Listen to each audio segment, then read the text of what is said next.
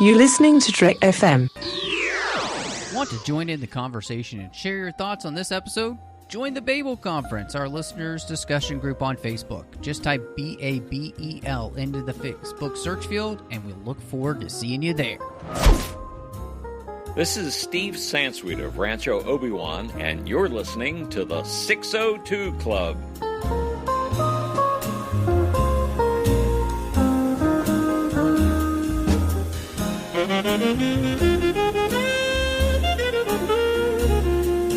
Hello and welcome to Trek FM's local watering hole, the place where everybody needs to be these days. I am one of your hosts, Matthew Rushing, and with me, as she is every week, the one and only Christy Morris. How have you been, Christy? Hey, I'm back. I'm excited. We're getting to talk about something a little different this time, since we've had some movies being pushed back with the whole virus thing.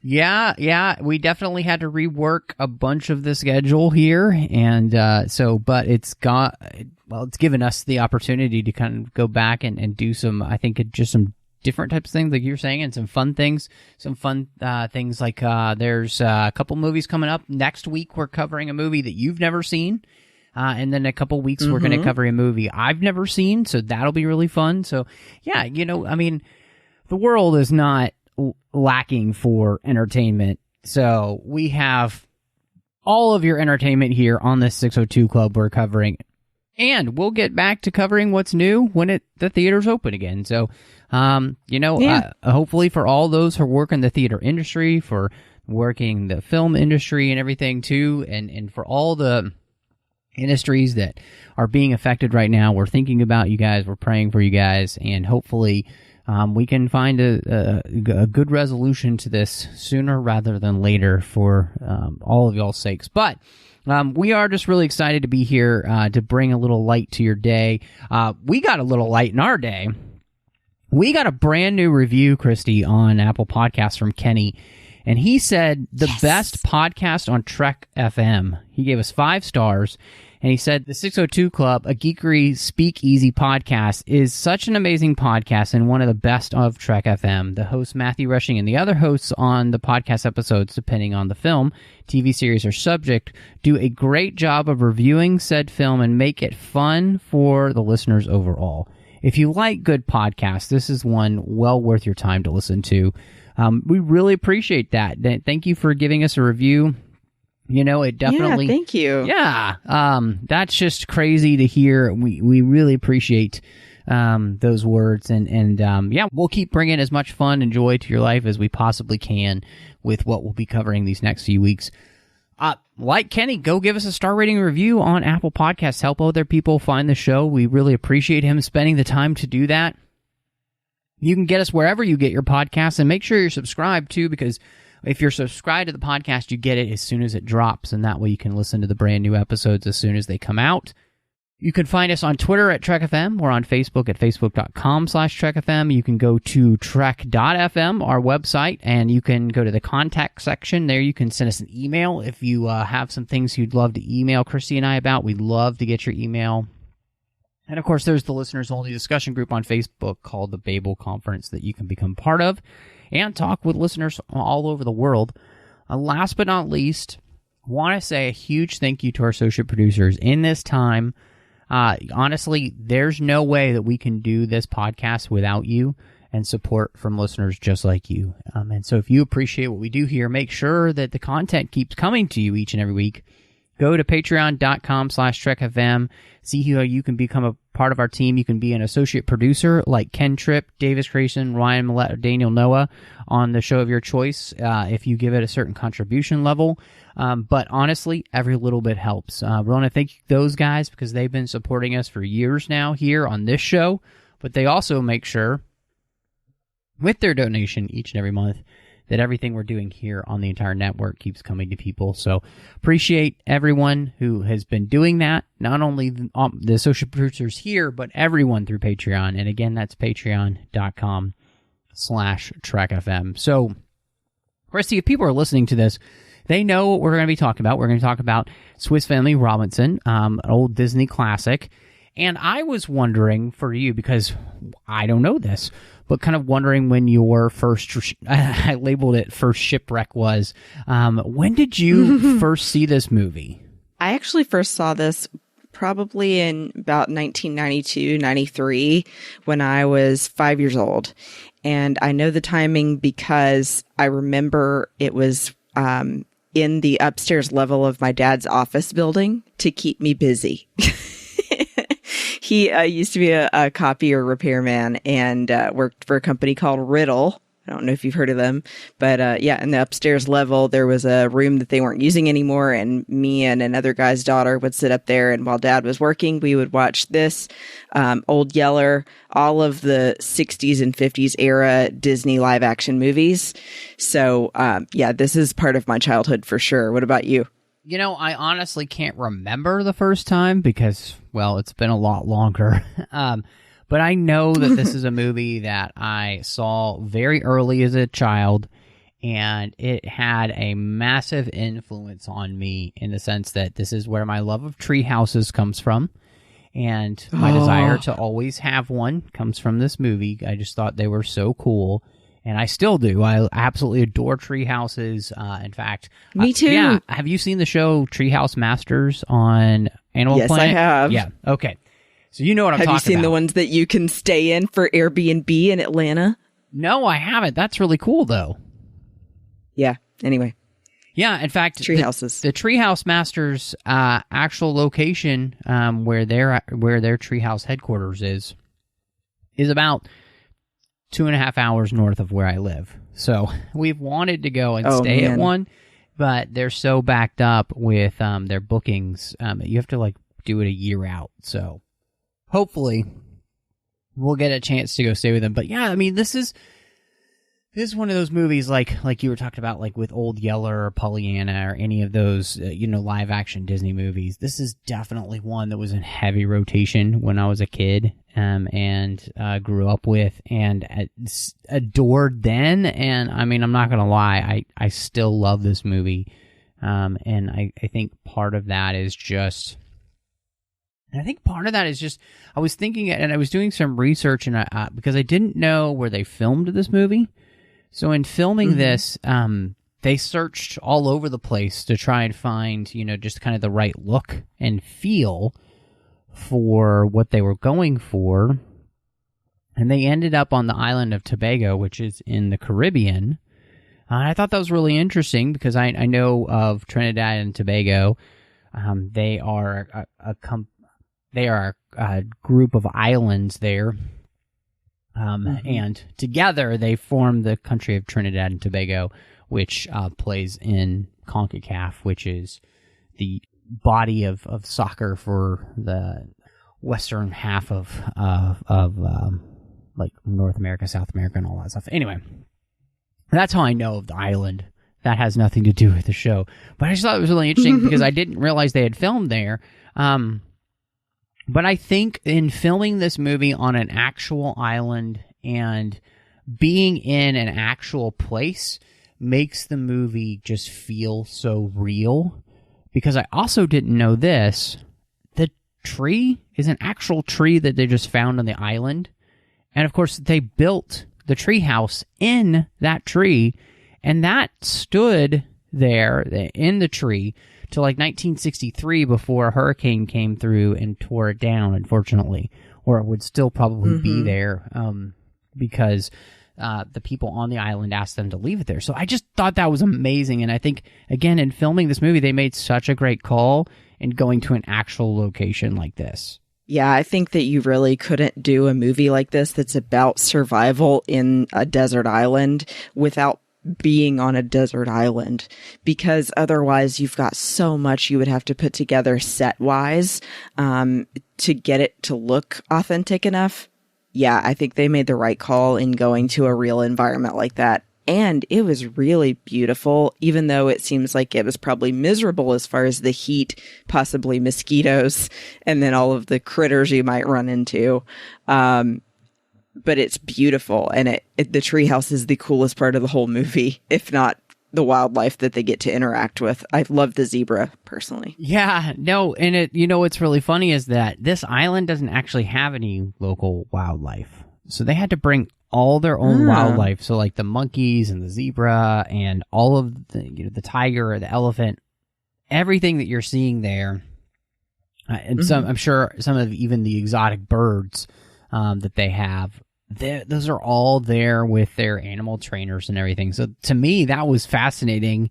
Because obviously on the island they chose anyway, there are not elephants or tigers or anything like that. Right. So yeah, that would be more Asian countries. Yeah, exactly. But it was fascinating to me. And it makes a little bit more sense because they were headed towards Papua New Guinea. So some of these animals make more sense for them to have there. But just thinking of the amount of animals that they have in this film, I mean, it's crazy. Like you said, zebra and hyenas and ostriches and, I mean... The donkey and the pigs. Yeah. Yeah. That's a lot to keep track of. So they definitely do, I think, a really good job of this. But like you mentioned... the actor who plays the father, John Mills, which is great because I know a good friend Is named that the John Mills we know? Not that same one, but he talks about how difficult it was for them to film here. You had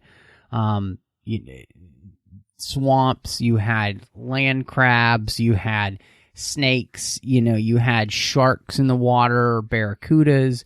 I mean, and all the time worrying about the heat and the sunstroke you could get. So it doesn't sound like the filming experience was probably the best, but I think it's amazing that what comes across on screen is anything but awful.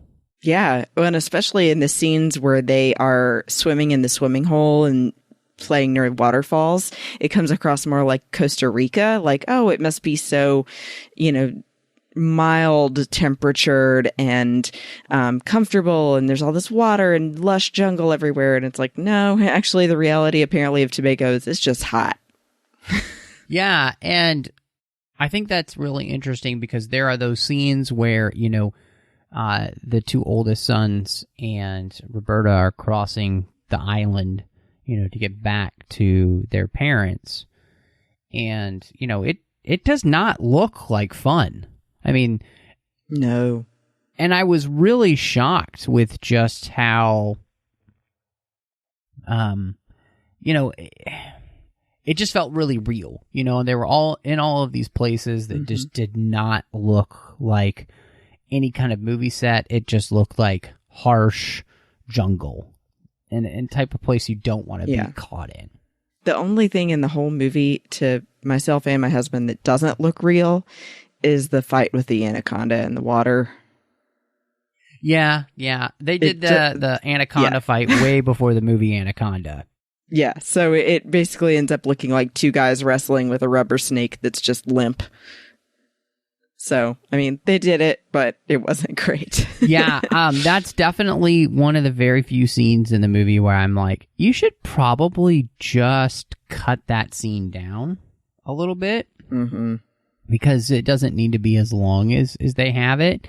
But otherwise, I feel like the rest of the movie does a pretty good job of, looking very, very good, very realistic. You definitely get the feel, again, for filming that it feels more like reality. Obviously, the setup with the tree house is very elaborate and everything, and some of the interesting things that they have set up with, creating the wheel that turns, that collects the water, that kind of like all those kind of things. Could they could they have done that? It's still, I mean, again, it's still something that somebody figured out and it looks like it works. But, those are things where I suspend my disbelief just a little bit for the movie.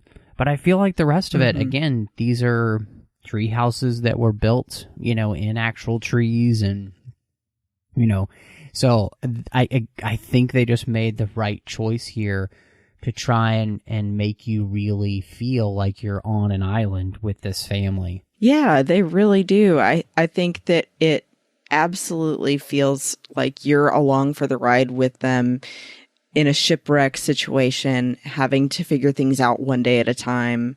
And then I really like that they raise all of these moral points along the way, and it's not just about the survival aspect. Yeah.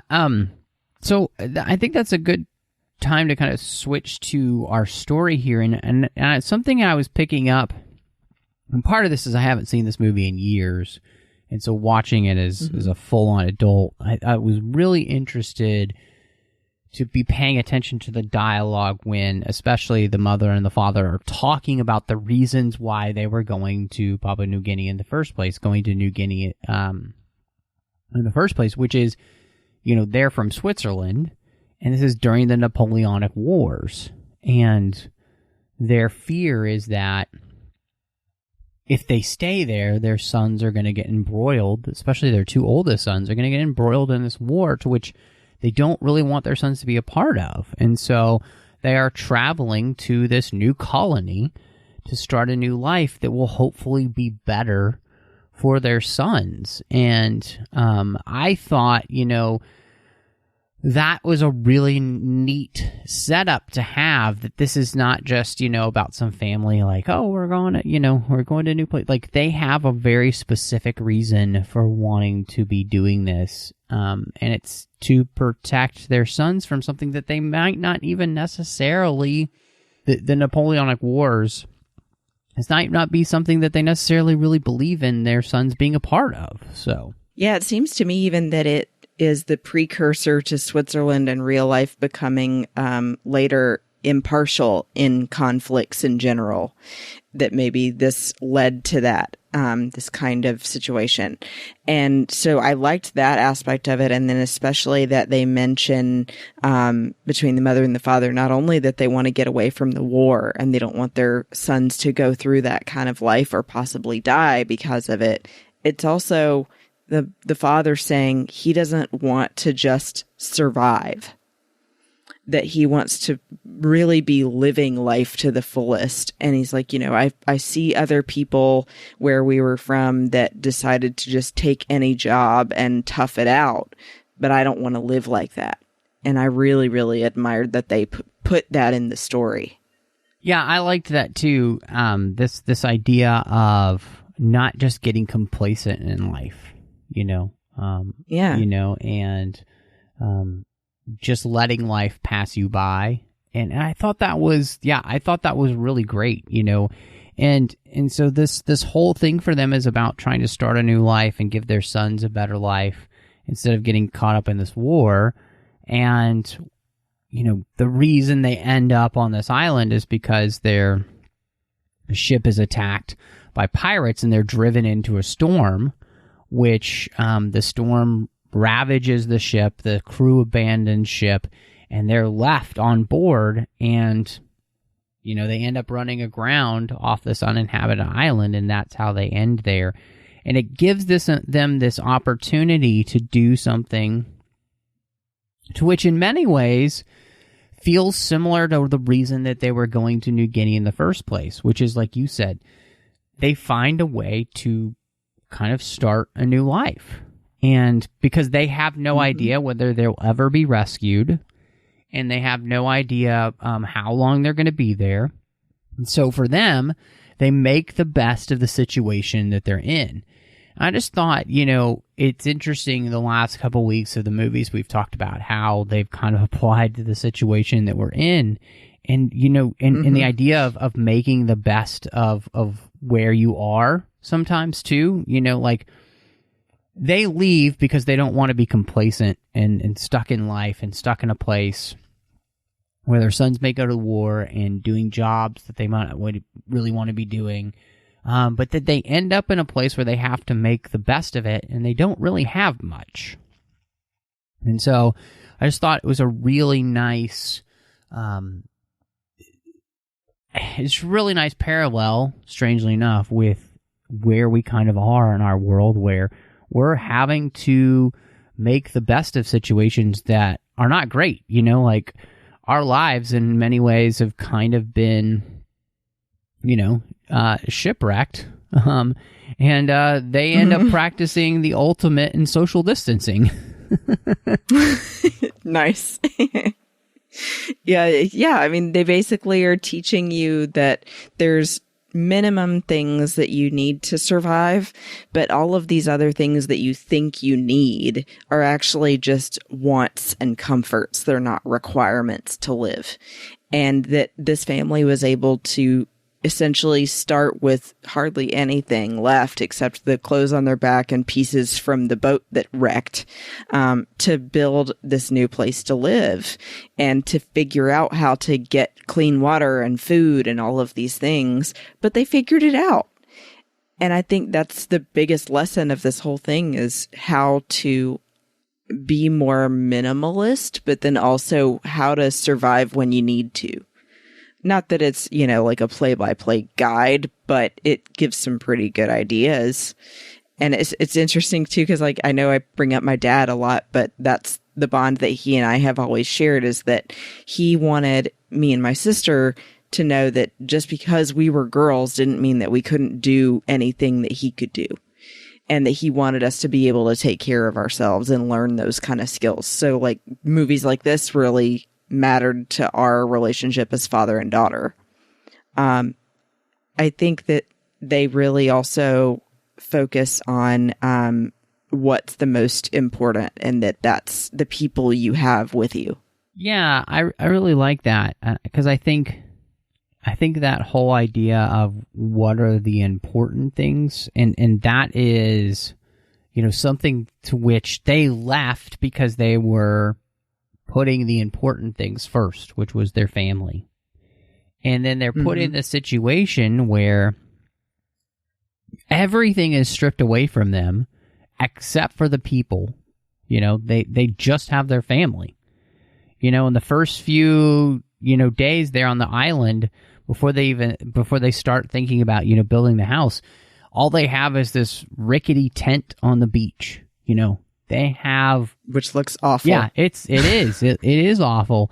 And so what they have to do then is rebuild their life and do that in a way with all that they have available to them.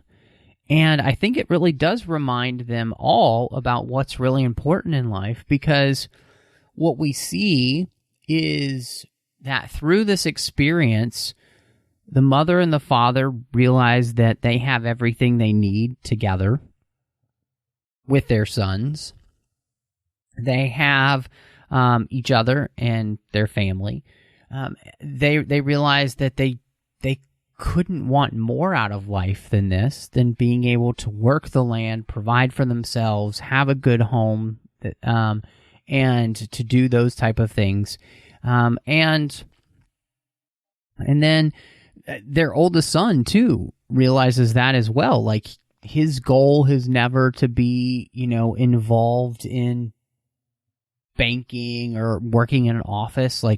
This is the life that's ready-made for him, which is, again, to work the land, to build with his own two hands, to see the fruit of his labors in those very tangible ways, and to be part of building something new.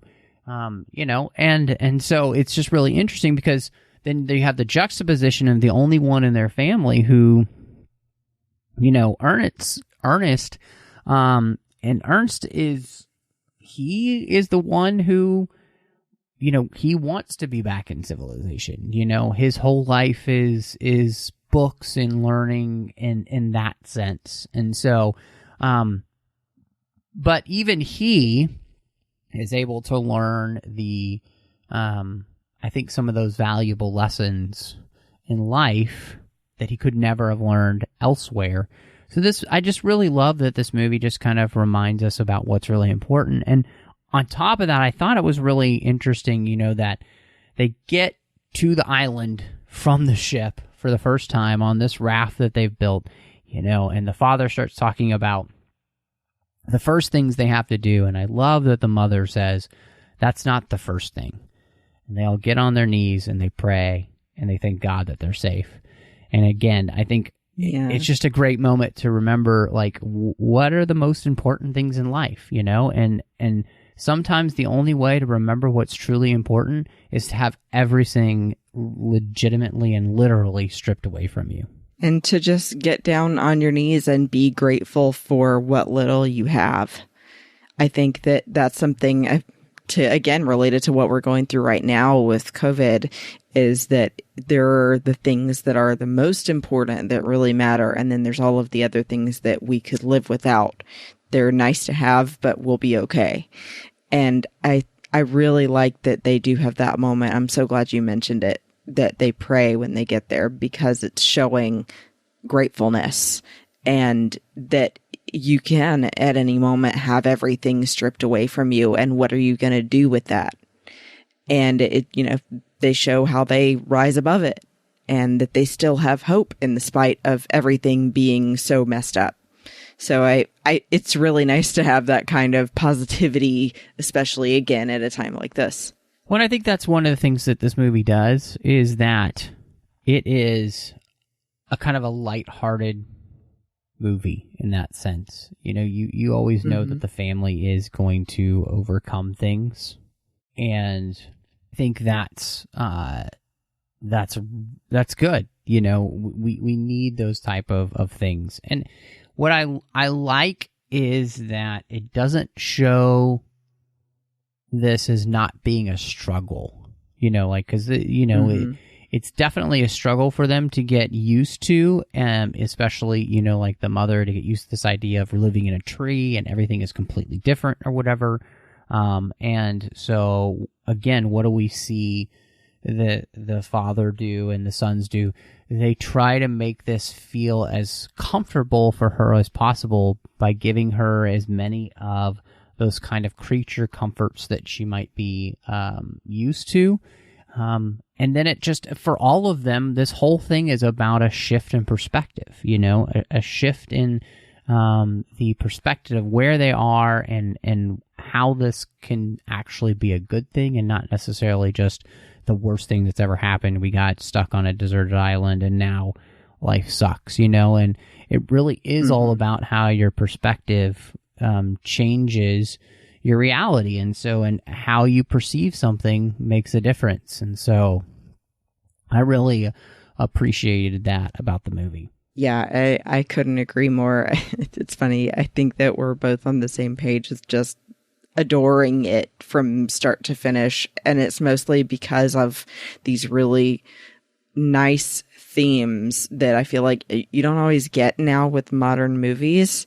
I feel like it really was a mission of Disney's to impose, or not impose, but encourage those kind of values in families and in kids, and being appreciative for what you have, and seizing the day, I guess I would say, because they didn't want to just go along with what everyone else was doing around them. They did decide to leave Switzerland and try to find something different, and then ended up here, and then they're still making the best of the situation and figuring it out.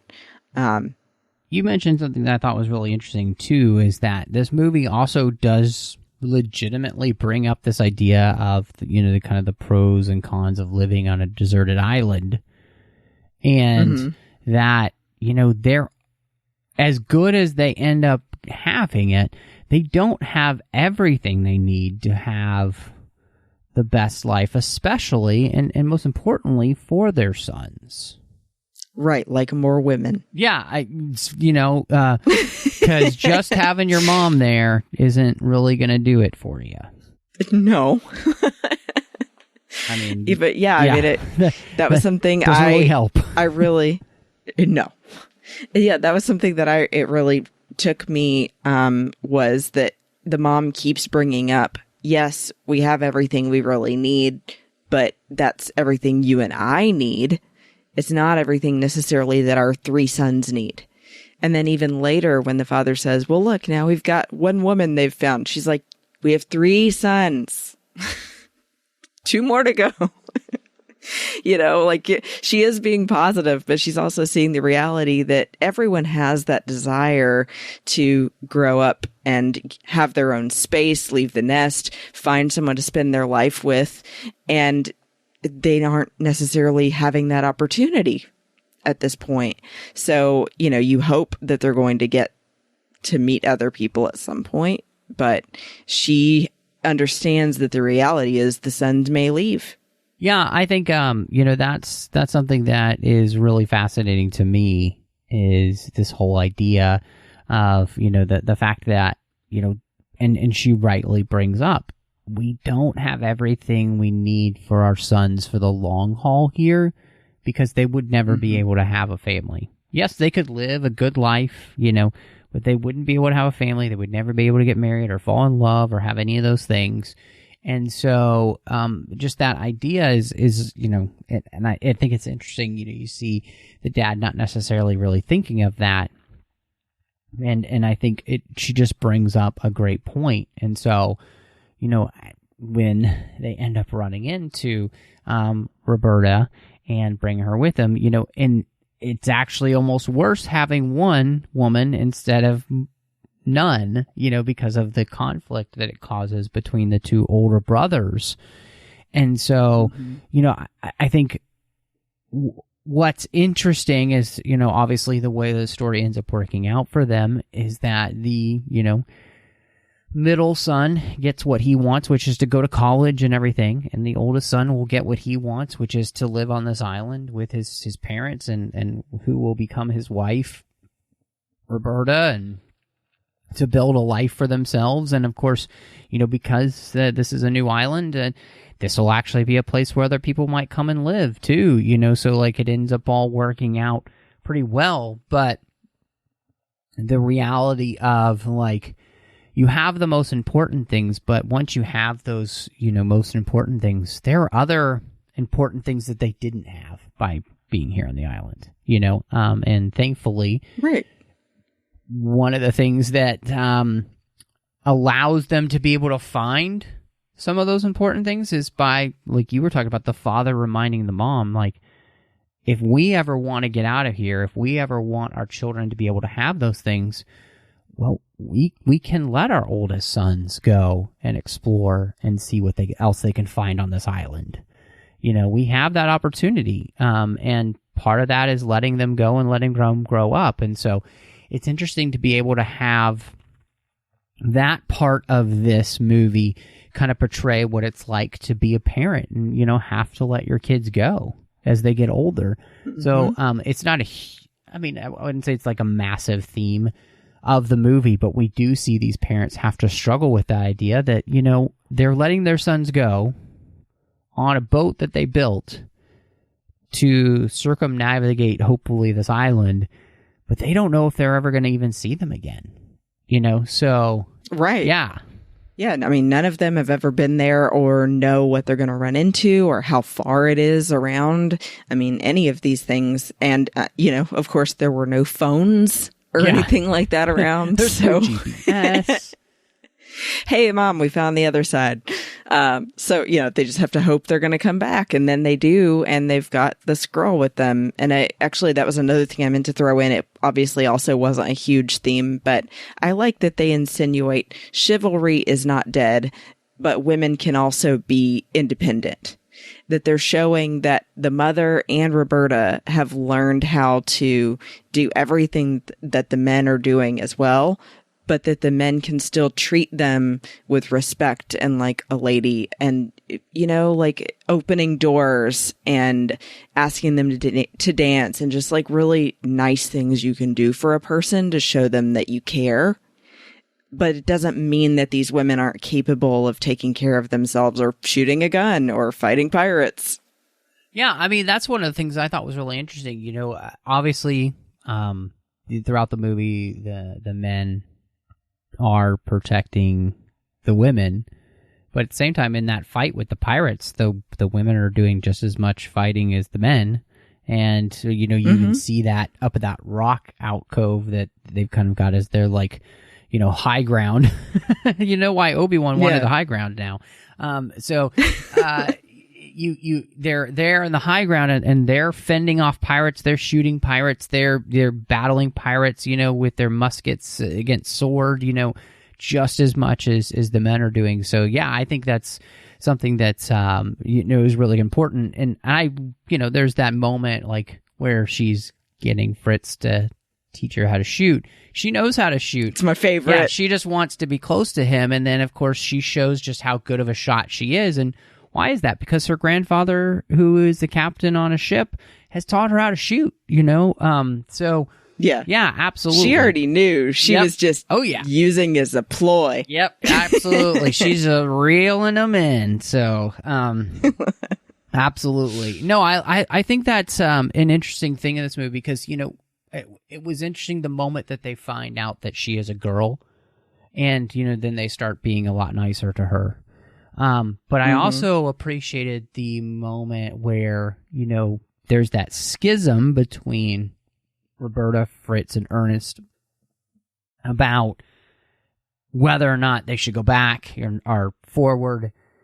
And, Fritz makes the decision of saying, no, we have to keep going. There is no turning back.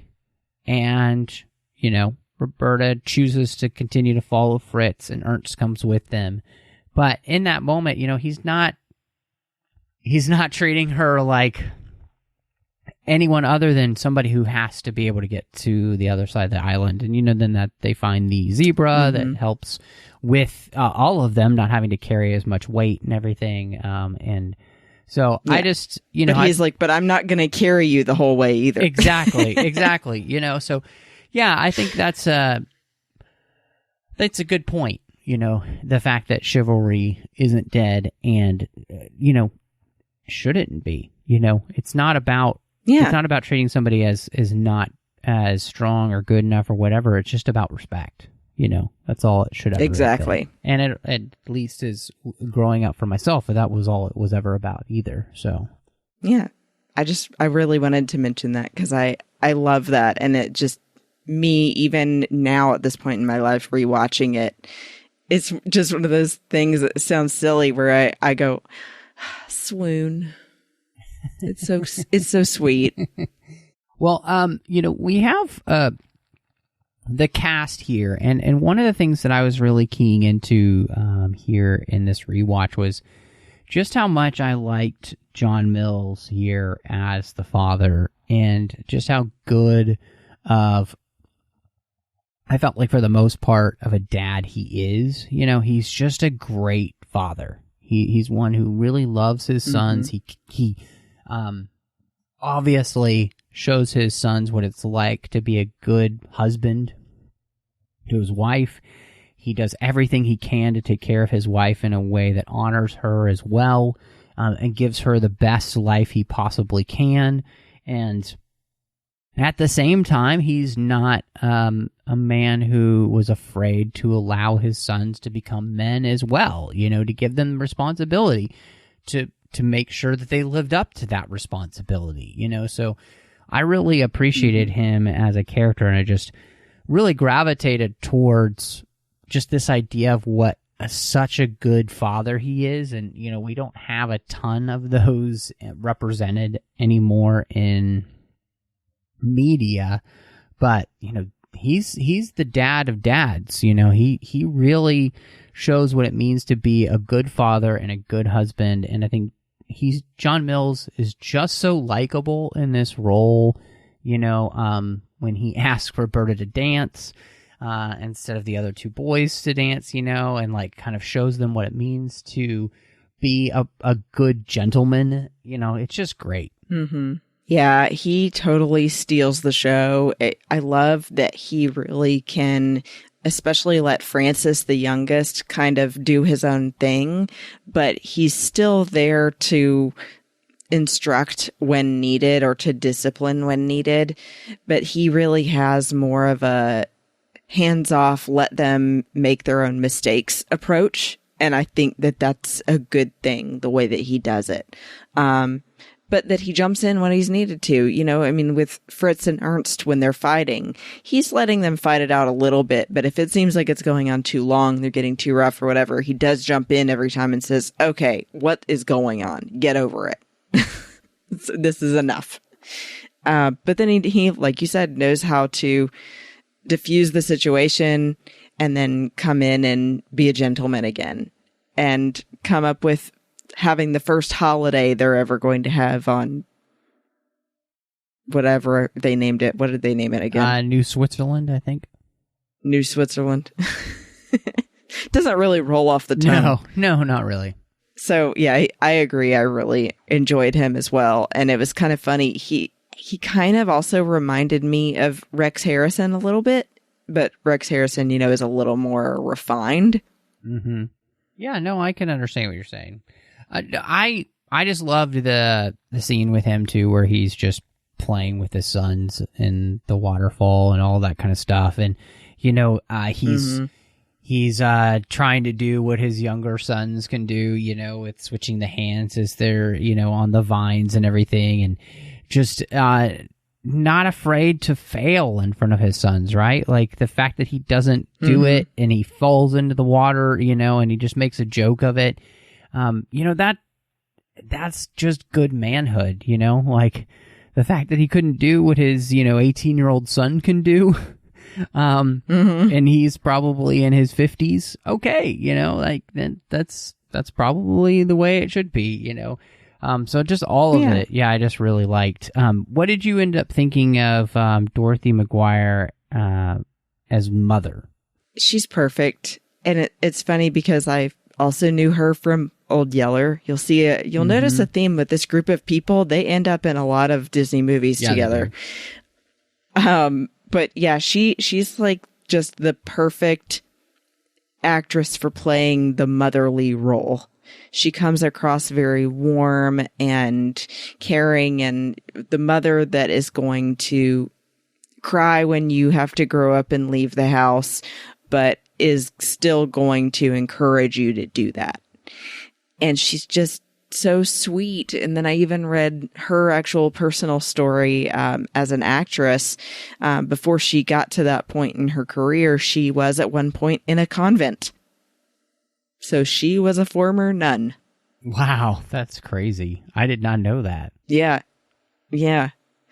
It's interesting. Dorothy McGuire did a lot of roles like this, apparently. And I just think because she was so suited to it, for whatever reason, some people really take to the parenting kind of role, and she's really good at it. I think one of the things that she really does well is portray a woman here who comes from a very refined society, obviously.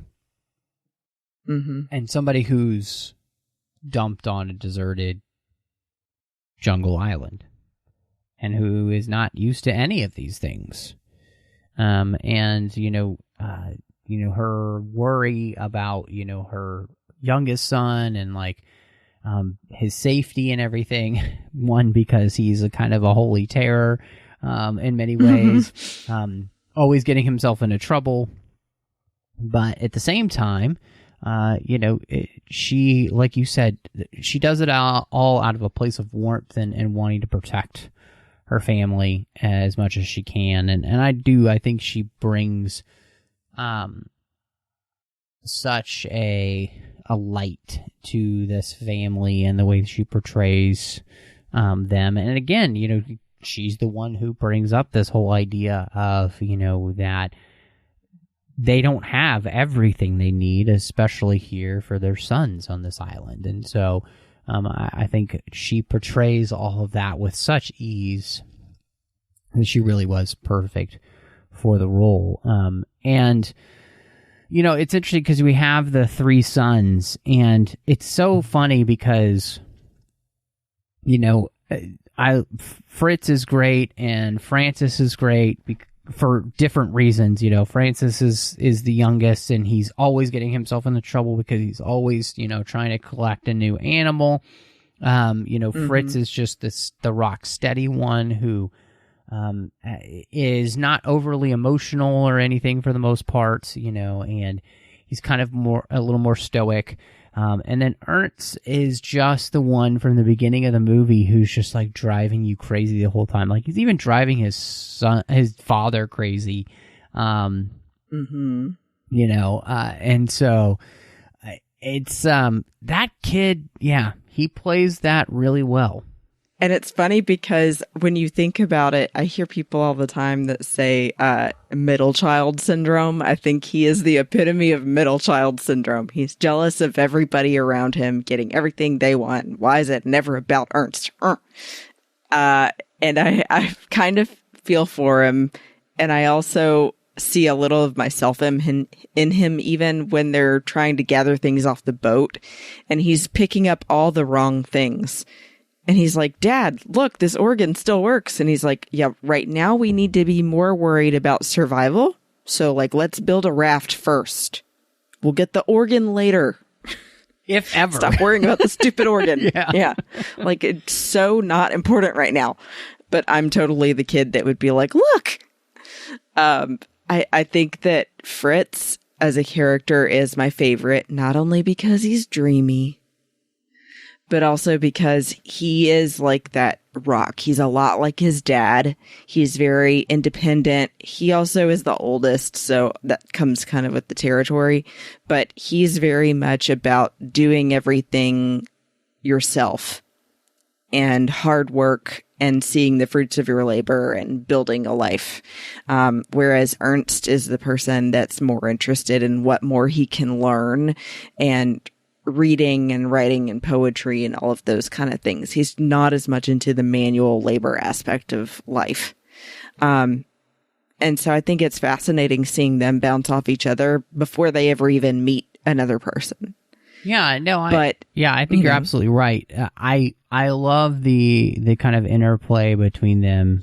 And I like them all as brothers because, like you were talking about, like the middle child syndrome. I think what they did really well in the writing here, and I've never read the original book, and I should go and read that sometime. But you know, the way that they kind of get the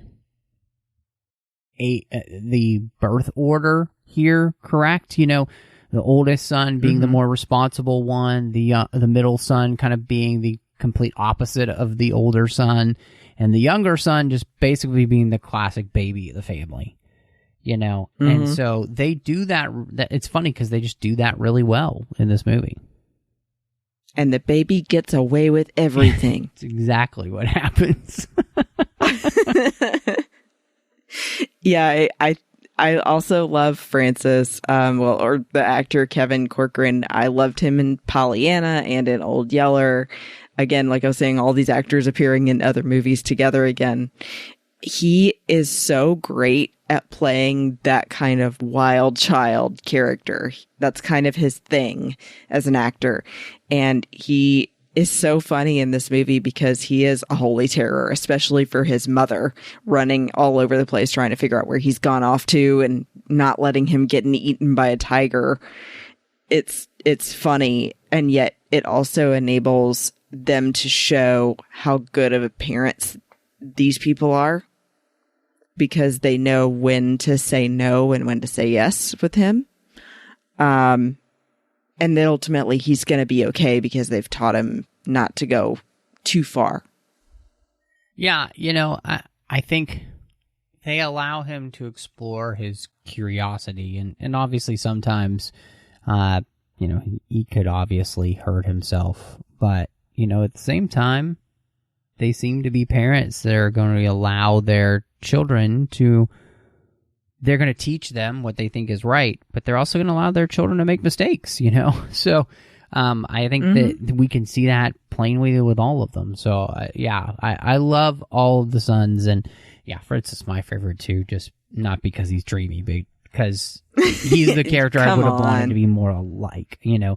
Even though I'm more of a reader like Ernst, I would want to be in character more like Fritz. So we have Janet Munro as Roberta, and I think, you know, what's really interesting about her as a character is how well she goes from being, you know, playing the scared, pretending to be a boy, you know, to coming into her own as the movie moves forward.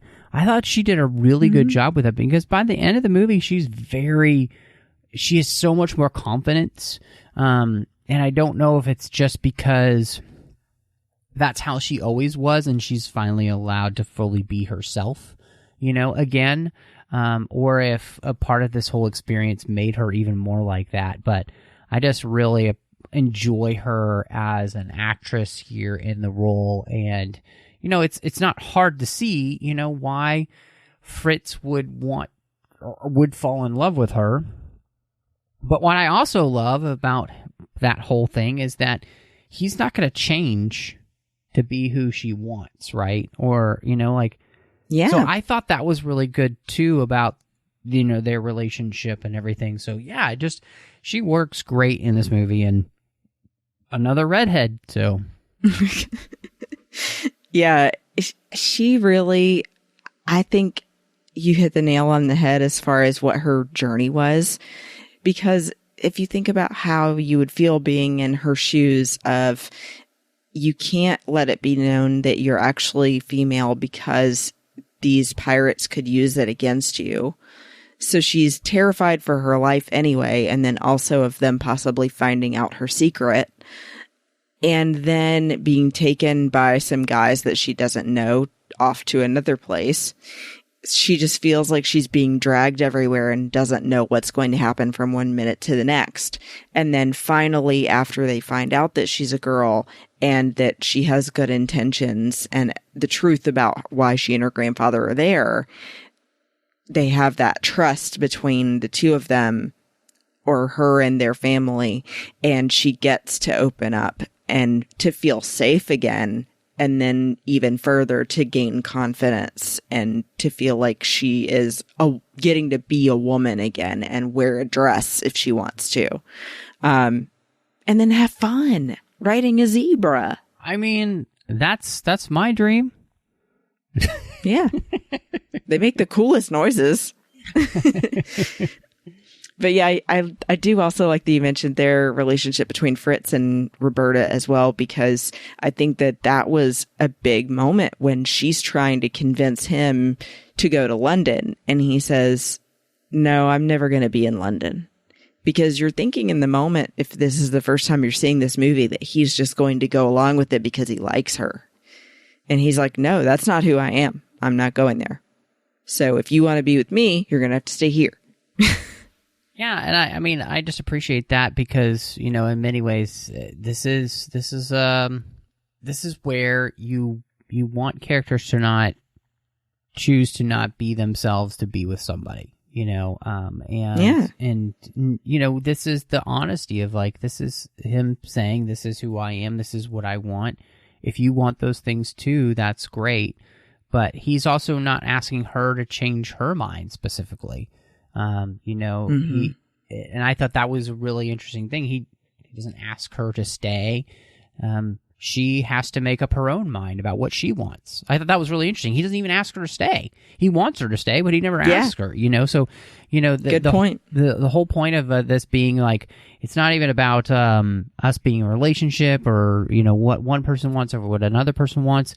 They both have to make up their own minds about what it is that they want and then, live with that decision. So I thought that was really cool.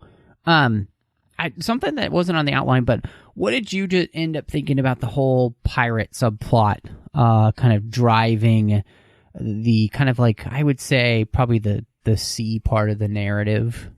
I think it's okay. I think they realized you need something to add conflict instead of just the family dealing with their internal struggles. And I mean, it makes sense if you're in that area around that time that there would probably be pirates. It just comes across at this point a little bit uncomfortable because it feels like they're pegging a specific ethnicity as pirates. I don't know. Maybe I'm being too sensitive about it. Yeah, no, I mean, I do think that there, from our vantage point, it's a little bit different. But I was thinking through this, in the area of the world that they are supposed to be, it would make sense that these would be the type of pirates that you would run into, because you are surrounded by the Asian continent, and so And I was thinking back just how much contact that the Asian world has with the English speaking world. And so, I don't know. Sometimes I wonder if I'm even being a little oversensitive too. So I don't know. Yeah. I don't know if it's really all that bad. Because I mean, it's certainly not as bad as Breakfast at Tiffany's. Right. Well, and not even that, but I'm just thinking like, we just like the Pirates of the Caribbean, these are the exact same type of pirates, right? So they just happen to all be Asian in this movie, of Asian descent. And so, but, I don't necessarily know if that's a bad thing, especially with the place in the world that they're meant to be, which is somewhere near New Guinea, which would make complete sense why these would be the pirates. So, I don't know. I'm interested to see what other people think about that, because I'm not quite sure I know how I feel. But I don't know. So I will say, though, I thought that the booby traps were excellent and very funny. I think, one or two of them are kind of a giveaway, but the bridge is my favorite part.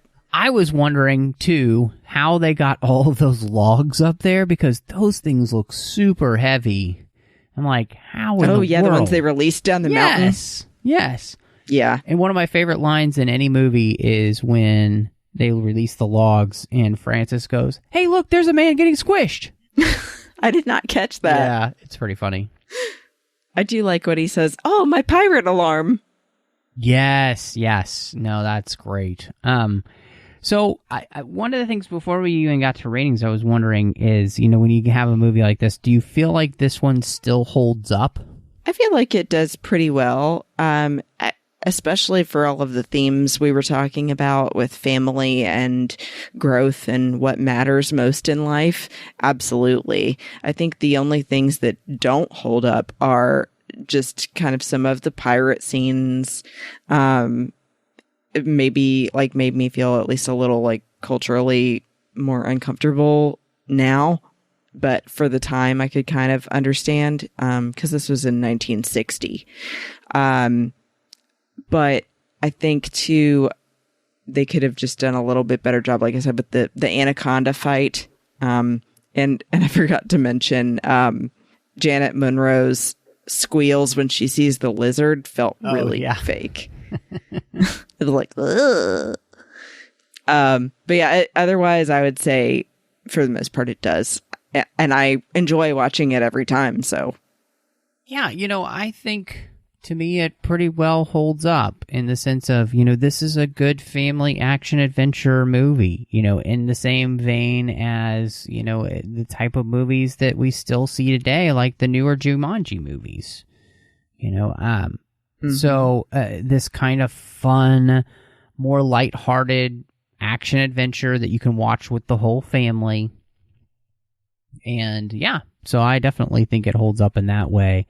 As something that just about anybody can still enjoy. So, what would you rate it? I would rate it, and this is going to make you laugh, 8 out of 10 candles on a Christmas tree. Yes, that looks safe. Because every time I see that, I'm like, no, and a tree house, no less. They're going to burn everything down. Yeah, like I said, mostly holds up for me. There's a couple little nitpicks, but I still love watching it. And I'm so happy it's on Disney Plus now. I didn't even have to buy it. I can watch it whenever I want. I have the old DVD copy, but I did watch it on Disney Plus as well. So, I'd give this, to me, this was like 4.5. I think I gave it 4.5 out of 5. Baby elephants, it really is. It's still so much fun for me to watch even after all these years. Obviously there's a lot of nostalgia there, but again, I think talked through some really great themes that this movie has, and I do think that for the most part the movie holds up and is the kind of thing that you can watch with your family together and just really enjoy. And so kind of a perfect thing to be able to do here is we're spending a lot more time at home, which, Christy, makes me wonder what you might want to recommend people this week. Oh, it is a doozy. In fact, I'm wondering if we even have the same one, if you like docuseries, Matt, because there's a new docuseries on Netflix called The Tiger King. Oh, I haven't. I've heard about it. I haven't seen it. It will blow your mind. Okay. I highly, highly, highly recommend that everybody see this because it is a true story. It is a docuseries about a man who goes by the name Joe Exotic because apparently his last name is like Schreibvogel and no one could ever spell it or pronounce it. And he became known for owning big cats like lions, tigers, all of that, and starting his own zoo in memory of his brother called GW Zoo. And then just kind of going off the deep end a little bit. And then there's an activist woman who's continually trying to get him shut down. And apparently he put a hit out on her. It's insane. Yeah. Drama, intrigue, lions. That Tiger King. That is crazy. Goodness. Yeah. Well, perfect thing then to be able to watch on the old Netflix.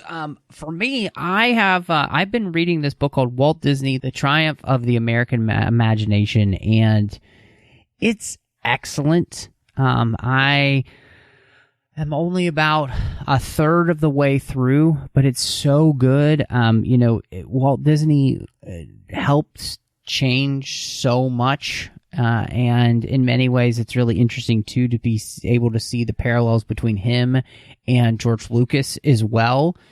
So it's just a fascinating read. I'm really enjoying it, and I highly recommend, if you are looking for a good book to read right now. It's a longer book, but it is, if you want to know what has made Disney so special all these years, reading about the man Walt Disney is the perfect way to do so. So, Christy, though, if people want to catch up with you, where can they find you? Find me on Instagram and Twitter at BestBenBell. And I do a couple of other shows when I'm not here on the 602 Club with Matt. I do a show with my friend Teresa Delgado called Sabers and Spells. We just recently did our spells episode about how we both got into Harry Potter fandom, which Matt knows a little bit about. And now we're moving on to doing our conversational format where we're going to be catching up on everything Star Wars, Harry Potter, and more every other week. So stay tuned for the next one. And then I do a show called Planet Leia on the Fantha Tracks Network, where myself and 5 other women from around the world talk about Star Wars. And I do a segment on the Star Wars Report once a month called Fashion in 5 about men's and women's Star Wars fashion. And you can find me on Twitter, Instagram, Letterboxd, Vero under the name MattRushing02. You can also find me here on the network doing The Orb with Chris Jones, talking about Star Trek Deep Space Nine. I'm over on the Nerd Party Network. I do 2 shows. One is called Owl Post, and talking through each and every chapter of the Harry Potter book series with my friend Drea Kaufman, which is so much fun. John Mills and I, not the John Mills from this movie, but John Mills, you can find over on Twitter as Kessel Junkie.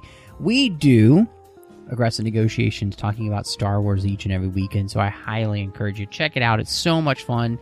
We are actually doing a really cool review contest over on the old Apple Podcast, so check that out all over Twitter. You can find us. And then last but not least, I do Cinema Stories with my good friend Courtney, and that is where we're talking about films, but through the lens of faith. So thank you so much for joining us. And y'all come back now, you hear?